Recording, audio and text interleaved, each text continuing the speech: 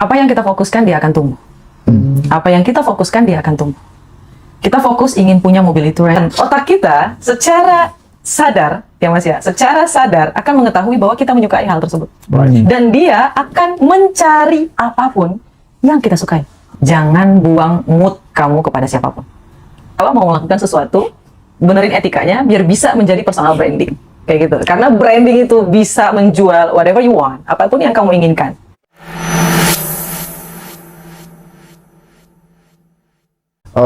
Simpel aja Kak Roma, mungkin bisa di breakdown ya nanti karena teman-teman yang mau ikut kelas level up tuh biar tahu gitu apa sih hal baru yang bakal aku dapatkan nanti gitu ya.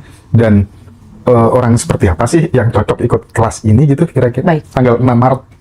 Jadi kalau menurut saya orang-orang yang di Ngaji Roso ini sudah pasti belajar banyak tentang LOE dari Teh Feby. Kalau menurut saya Mas ya, pasti orang-orang yang ingin daftar itu adalah orang-orang yang pernah ngikut kelas Ngaji Roso. Ini untuk yang kelas Ngaji Roso dulu yang saya bahas, nanti yang new-nya, yang barunya. Kalau misalnya teman-teman yang sudah pernah ikut di kelas-kelas yang lain, belajar tentang LOE atau ya mungkin saya akan membahas tentang LOE. Tapi di sini saya akan memberitahu pembelajaran tentang Law of Mirror. Saya akan memberitahu kenapa pola itu berulang, itu satu.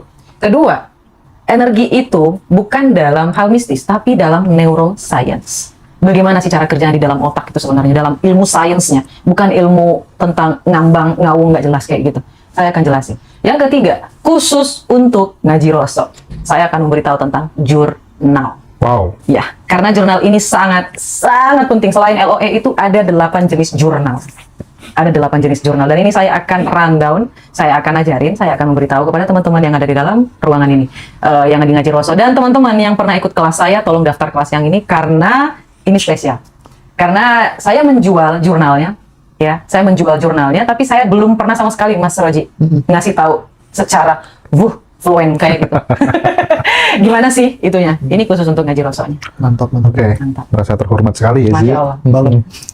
Tapi tadi gara-gara ngomong LOE aku jadi ingat ya. Kadang kita itu ketika sudah berada pada kondisi yang ideal gitu, artinya yang sudah tidak terbebani oleh luka-luka batin dan lain sebagainya itu, ketika menginginkan sesuatu gitu, sebut saja misalnya mobil gitu. Iya. Nggak tahu kenapa ya sih ya. Waktu aku pengen tambah mobil yang ini gitu, tiba-tiba di tol gitu disalip, atau kalau gitu kita nyalip, atau pas parkir sebelahnya gitu, dan itu sering bolak-balik gitu. Atau pas buka HP muncul iklan aja. Oh iya, bisa jadi ya sih. Tapi bener, real case-nya banyak kayak gitu, tapi ya nggak terjadi ke banyak orang juga sih gitu. Tapi aku kemudian kira-kira kenapa ya? Mungkin Kak bisa jelasin. Oke, itu adalah di nervous system kita, Mas. Apa yang kita fokuskan dia akan tumbuh. Apa yang kita fokuskan dia akan tumbuh. Kita fokus ingin punya mobil itu, right? Dan, ya, dan otak kita secara sadar, ya Mas ya, secara sadar akan mengetahui bahwa kita menyukai hal tersebut. Dan dia akan mencari apapun yang kita sukai. Mencari celah itu secara. Iya, jadi dia akan mempertemukan kita dengan hal-hal yang kita sukai, hal yang sama dengan apa yang kita pikirkan. Misal kita suka sesuatu, kita ulang-ulang di dalam kepala kita, itu masuk ke dalam identitas lama yang ada di ABS, alam bawah sadar kita. Dan di alam bawah sadar kita itu ada namanya nervous system. Dan nervous system ini menyukai hal-hal yang serupa.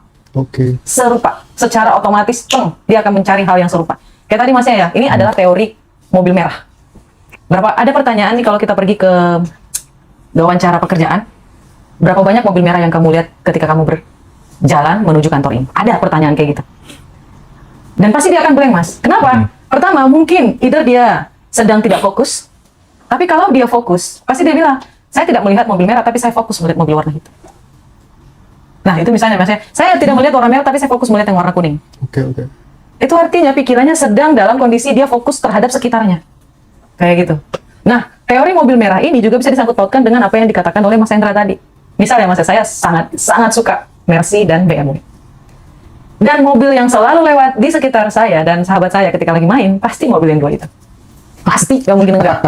Nggak tahu kenapa. Tiba-tiba aja ada logonya gitu. Tiba-tiba ada lagi lewat lagi, samping, kiri, kanan. Tapi itu nggak akan terjadi kalau dirimu tinggal di Tuban. Nggak akan terjadi kalau dirimu tinggal di Tuban. Mohon maaf, Mas, saya tidak suka daerahnya. Ya, makanya, karena di sana jarang mobil Mercy dan BMW. Paling satu hari lewat. Tapi saya di kota saya lewat loh, Mas. Oh gitu. Kota saya kan jauh banget ya, Mas ya. Sibolga loh. Iya. Ujung banget. Dekat Aceh. Dekat Padang, Medan. 12 jam dari Aceh, 12 jam dari Medan, 12 jam dari Padang. Ada loh, Mas, yang naik BMW. Dan saya kaget, kok bisa ini BMW ngikutin kemana-mana. Why? Dan saya setuju sama Mas yang bilang kayak gitu. Buat teman-teman nanti akan ngerasakan ketika energinya udah naik, ketika memikirkan sesuatu, fokus sesuatu, kayak lah, kayak gitu Mas. Aku pernah lihat kontenmu yang nyobain mobil BMW ya. Oh my God, itu ajaib banget Mas. Dan aku pun juga dulu tuh masih apa tuh namanya, kalau misalnya dilihatin sama temen tuh uang puluhan ribu dolar, ratusan ribu dolar tuh kayak awalnya tuh kayak wah itu kan kamu gitu kan. Oh, I see. Aku kayaknya masih jauh deh ke sana gitu. Tapi karena semakin sering dilihatin, semakin sering dilihatin, bahkan nih Mas Hendra lihat nih pengeluaranku bulan Oktober ini 1,3 M. Ini hanya untuk jajan dan beli buku, beli kelas-kelas aja Mas. Dan itu rutin ditunjukin semuanya gitu ya. Terus aku lihat terus sama Habib, sama Mbak Dinda, sama teman-teman yang lain, sama Mas Rozi gitu ya. Akhirnya kan, iya akhirnya kan akrab ya Kak. Akhirnya akrab gitu. Dan aku ternyata jadi itu sangat membantu sih Kak Romaya. Banget Mas. Kita punya pengalaman yang sama soal itu mungkin barangkali ya. Banget Mas. Dan itu ditawarin langsung. ABS kita akrab. Alhamdulillah. Iya. Itu juga keajaiban itu Mas. Ketika saya nyoba yang BMW itu, BMW yang dicoba itu juga BMW seri lumayan lah. Seri 7 kalau nggak salah. Gila itu luar biasa. Iya. Saya sampai nangis loh itu Mas. Tapi cuman saya nggak upload aja gitu.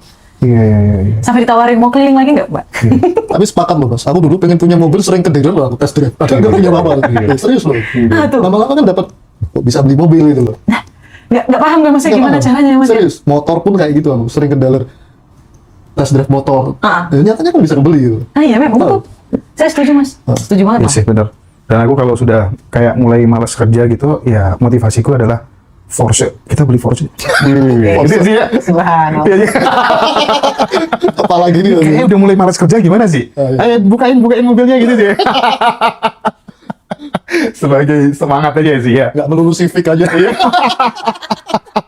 Lewat ya Civic sih ya. Enggak, ini motivasi buat teman-teman muda. Kita sama-sama benar-benar mulai dari nol, tumbuh dari bawah gitu ya. Dan kita ingin membersamai khususnya adik-adik kita yang memang berangkat dari keluarga yang mohon maaf kurang mampu, ingin melunasi penderitaan orang tuanya. Kita ingin menemani dengan konten-konten seperti ini gitu ya. Betul. Ya bagi teman-teman yang omsetnya udah bermiliar-miliar, jangan dengerin konten ini ya. Jangan dengerin konten ini. Itu bukan untuk Anda, salah alamat gitu ya. Ya. Tapi kalau mencari kebahagiaan gimana Mas? Boleh dong. Nggak masalah, Boleh ya Mas ya? sih ya. Oke, Mas Rozi gimana? Ada pertanyaan nggak? Pernah nggak Mas Rozi itu selalu kemudian misalnya dalam berpartner gitu ya, selalu ketemu partner yang busuk gitu. Jadi dan itu berulang terus gitu. Waduh, gimana? Jadi beberapa kali itu kan kita belajar bisnis ya, sembako apa itu. Tapi ketemu orang yang memang fake gitu, palsu banget. Jadi apa namanya, agennya juga fake, terus di pabrik juga ketemu orang fake kayak gitu-gitu tuh kok bisa seperti terulang-ulang tuh gimana? Iya. Jadi kalau bisa sekarang di breakdown aja. Kenapa Rozi itu kok hidupnya sering sial? Itu aja deh intinya ya. Nggak usah, pokoknya banyak aku melihat, karena aku saksi sendiri gitu.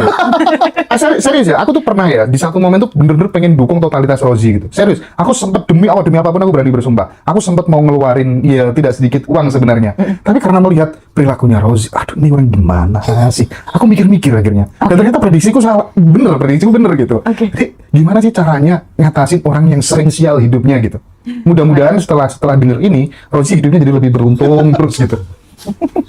Mas Rozi ngerasa sial kah? Bagian dari hidup aja sih. Sering nabrak. jadi saya tafsirkan itu bagian dari perjalanan hidup aja. Tapi sekarang ya enggak sih. Nyatanya kan banyak rezeki juga. Ya, sekarang inilah ya, banyak berubah lah ya. Tapi minimal kalau di breakdown ini bisa jadi pembelajaran buat sahabat-sahabat yang hidupnya sial gitu. Baik, ini kita ngomongnya Mas Rozi yang kemarin ya. Masa lalu. Ya. Identitas lama. Ya, betul. Right. Oke. Ya lah ya Robi. Terus misalnya nih Mas ya, di masa lalu Mas Rozi selalu menganggap kok aku sial terus ya. Perkataan ini adalah energi. Oke. Omongan itu terulang-ulang di identitas lama kita di alam bawah sadar, right? Terus nanti dia nervous system kita akan menganggap ini orang suka penipuan apa? Oh, ini orang suka sial. Oh, ini orang menerima aja gitu. Oh, ini orang tidak ada niat untuk berubah. Oh, ini orang tidak ada niat untuk ngasih banderi. Oh, berarti dia suka ditipu. Oh, berarti dia naif. Oh, dia suka hal-hal yang bikin dia naif. Oh, dia suka nih selalu kesialan itu. Oh, nggak apa-apa. Ayo kita kasih lagi. Kayak gitu. Itu yang pertama ya, Mas. Yang kedua, Mas Rozi memang akan menjadi orang yang hebat. Itulah kenapa dipertemukan dengan orang-orang yang seperti itu dulu. Jadi mulai dikikis tuh sifat-sifat yang tidak penting untuk menjadi Rozi di masa depan. Di masa depan kayak gitu. Jadi dibuang sifat naifnya. dibuang lagi sifat-sifat yang tidak enakannya, tek kayak gitu. Iya, iya. Dibuang lagi sifat-sifat yang teledornya kayak gitu, yang tidak menghargai waktu, tidak menghargai yang dimiliki yang sekarang, itu dibuang. Dikikis jadi kayak dipahat menjadi Rozi yang baru, kayak gitu. Itu yang kedua. Dan yang ketiga, agar Mas Rozi hatinya lebih lapang dan bertemu orang yang jauh lebih baik ketika Mas Rozi tumbuh menjadi baik.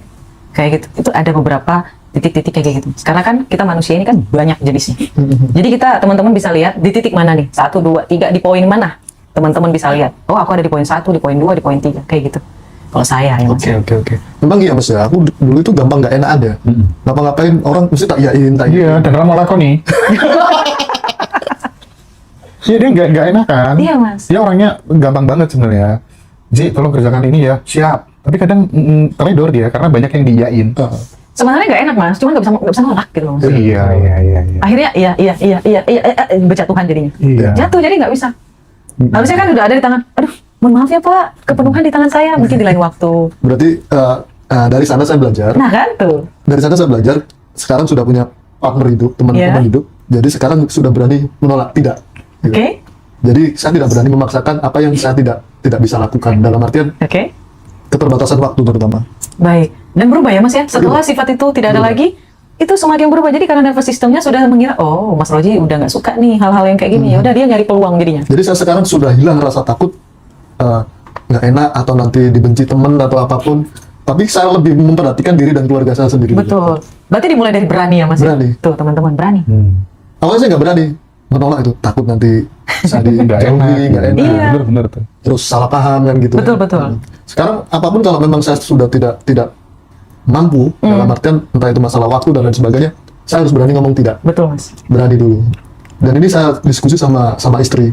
Gimana ya caranya? Karena ini yang minta ini keluarga misal. Bisa. Ya ngomong aja tidak. Ngomong aja nggak ada misalnya gitu. Kalau nggak ada ya nggak ada. Dulu nggak bisa seperti itu. Bahkan saya di Surabaya Tuban itu hampir setiap minggu saya pulang. Jadi pekerjaan ini chaos akhirnya. Aduh. Fokusnya hilang dong. Hilang ya, serius.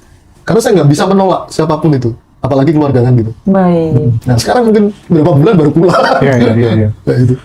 Terus Karoma, Ya.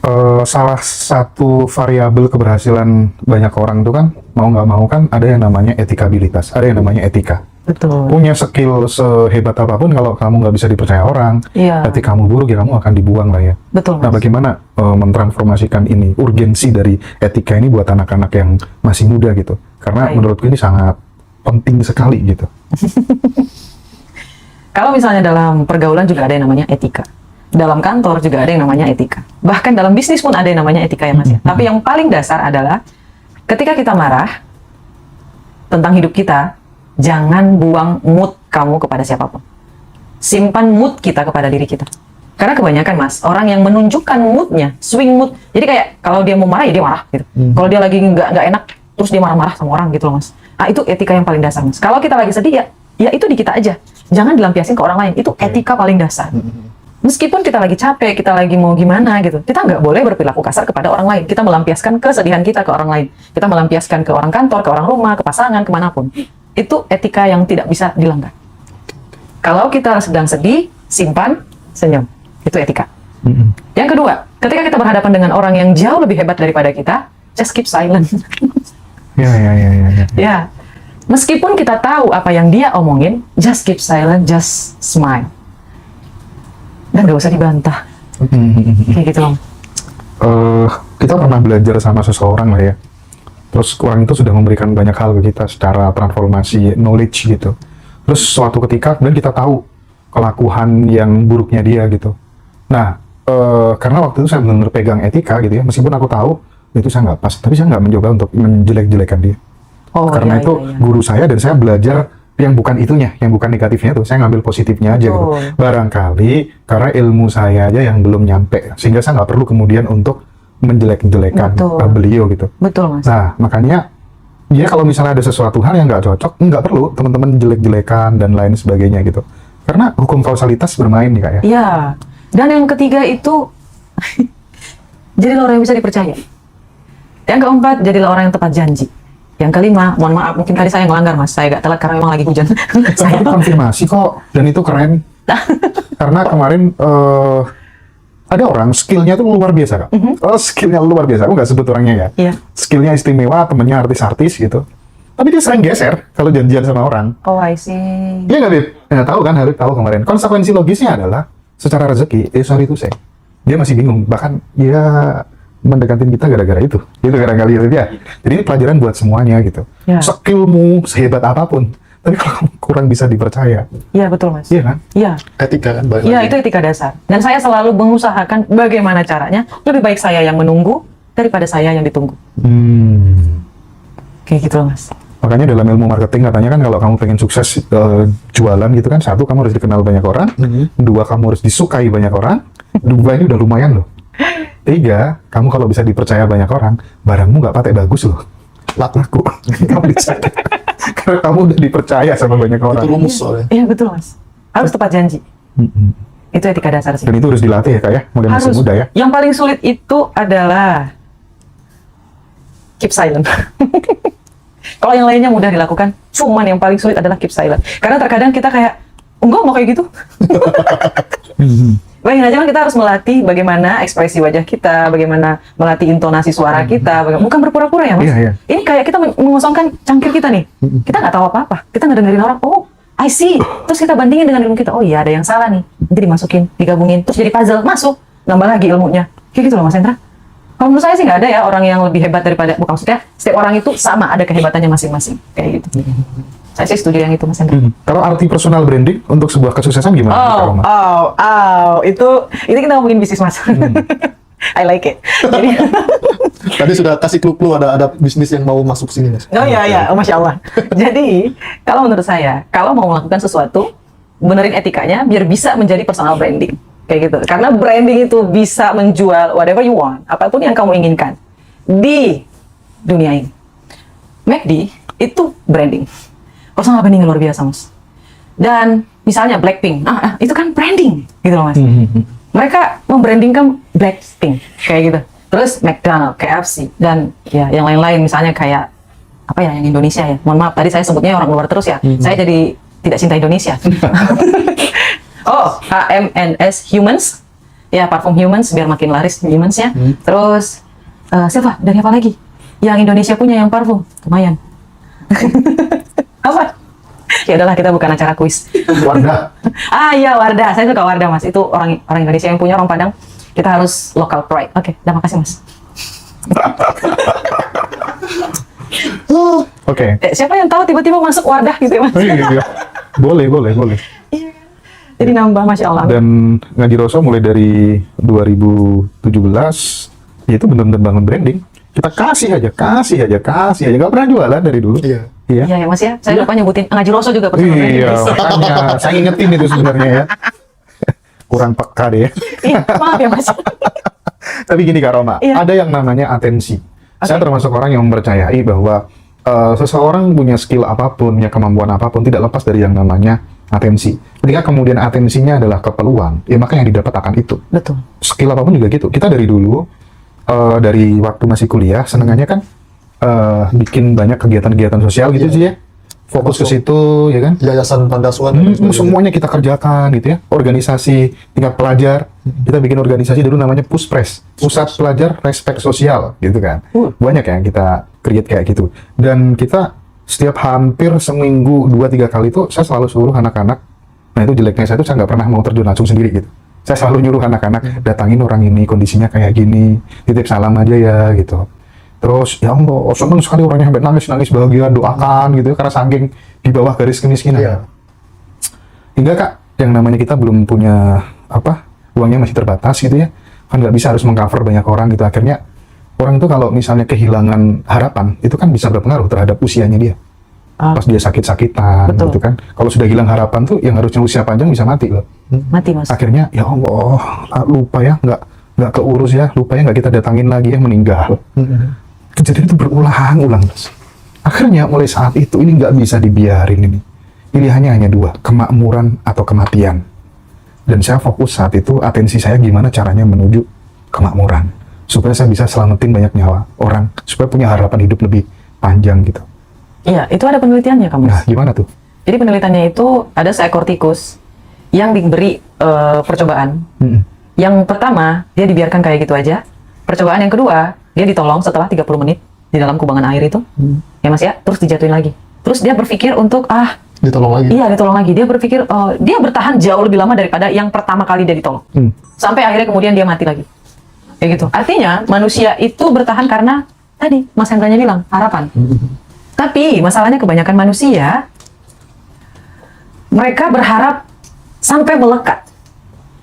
Mereka ditolong dan berharap untuk ditolong terus menerus. Itu yang jadi problematikanya yang paling utama gitu loh Mas.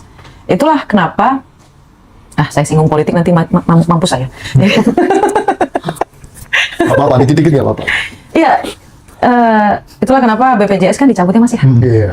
Ya, saya sebagian merasa sedih, sebagian merasa aduh ini ya karena terlalu melekat. Kayak gitu loh Mas. Karena terlalu melekat ketika diambil, sakitnya luar biasa gitu loh Mas. Gitu ya. Saya, itu contohnya salah satu kayak gitu ya Mas ya. Udah ditolong, tidak mencari tahu bagaimana caranya untuk menolong diri sendiri. Ini kita kecualikan yang sakit parah ya Mas ya. Yang sakit parah mindir dulu itu nggak boleh dicabut sama sekali karena memang udah nggak bisa nolong lagi karena sangat parah kayak gitu Mas. Tapi kalau yang masih bisa untuk mencari Produktif lah. iya, yang masih produktif, yang masih bisa untuk disembuhkan sendiri, tidak mencari pertolongan lain selain yang ini gitu loh. Selain menggunakan BPJS ini gitu. Akhirnya apa? Ketika dicabut dan hilang, Iya. ya gitu loh Mas.